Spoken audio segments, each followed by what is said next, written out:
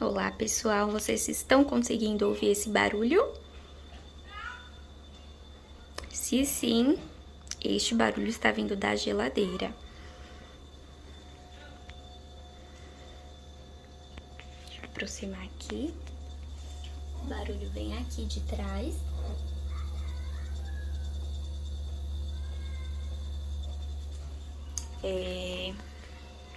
Eu vi um outro vídeo, eu não me recordo agora o nome do rapaz. Depois eu vou ver se eu acho e marco ele no vídeo. Mas ele usava um enforca-gato para prender um ferrinho entre o suporte de plástico que fica aqui atrás, perto do motor, para esse barulho parar. Eu não lembro se o barulho era igualzinho a esse, mas eu vi no vídeo que melhorou, parou o barulho. Esse barulho, ele aparece, depois some, depois volta, mas a geladeira continua funcionando normal.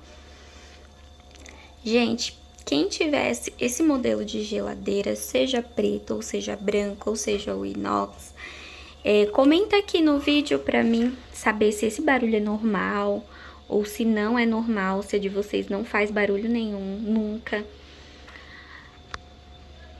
Porque esse faz, ó.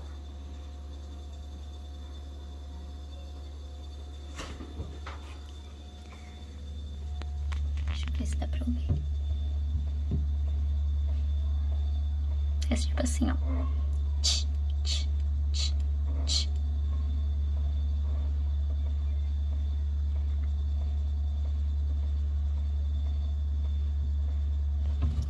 Bom, não sei se vocês conseguiram ouvir.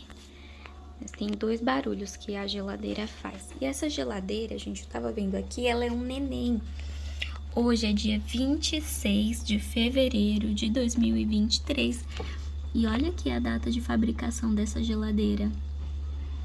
Dia 31 de janeiro de 2023. Ou seja, ela ainda é um neném. Então, ó o barulho. Mudou, agora tá um outro barulhinho aqui dentro. Ficou assim. Zzz. Eu tentando imitar os barulhos é a pior coisa, né? Bom,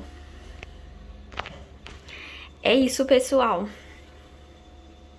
Não sei o que acontece. Não sei se é normal ou se não é normal. Mas eu sei que depois ela sempre continua funcionando, né?